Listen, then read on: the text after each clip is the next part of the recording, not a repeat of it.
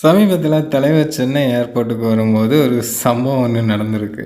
ஆக்சுவலாக அதை பார்த்த உடனே எனக்கு சிரிப்பு தான் வந்தது. யார் நம்ம பத்திரிக்கையாளர்கள் பண்ண சம்பவம் தான் அது. தலைவர் ஏர்போர்ட்லேருந்து வெளியே வர்றதுக்கு நடந்து வர்றாரு. பத்திரிக்கையாளர்கள்லாம் வெயிட் பண்ணிகிட்டு இருக்காங்க.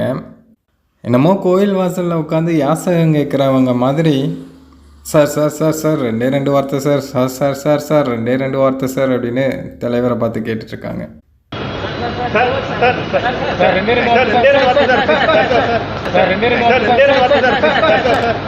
ஏன்னா தலைவரோட அந்த ஒற்றை வார்த்தைக்கான வீரியம் என்ன அப்படிங்கிறது எல்லாருக்குமே தெரியும்.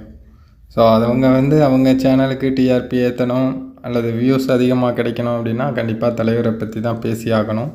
அதனால தான் தலைவர் ஏதாவது ஒரு வார்த்தை பேசிட மாட்டாரா அப்படின்னு ரெண்டே ரெண்டு வார்த்தை சார், ரெண்டே ரெண்டு வார்த்தை சார் அப்படின்னு போட்டு தவிக்கிறாங்க. பழிக்கவும் ரஜினி, பிழைக்கவும் ரஜினி. தலைவரை பற்றி தவறாக பேசும்போது, தவறாக எழுதும்போதெல்லாம் இவங்களுக்கு ஒன்றும் பிரச்சனை இல்லை. ஆனால் இந்த மாதிரி நேரத்தில் தலைவர் இவங்களுக்கு பேட்டி கொடுத்துட்டு போகணுமா. தலைவர் எப்போதும் ஒரு ரெண்டு வார்த்தையாவது பேசிட்டு தான் போவாங்க. ஆனால் இந்த தடவை தலைவர் கவனிக்கலையா என்னன்னு தெரில. தலைவர் அவசரத்தில் போகிறாரோ என்னமோ தெரில. தலைவர் பாட்டுக்கு கிளம்பிட்டாங்க. பாவம், பத்திரிக்கைக்காரங்களுக்கு ஏமாற்றம் தான் மிஞ்சி இருக்குது.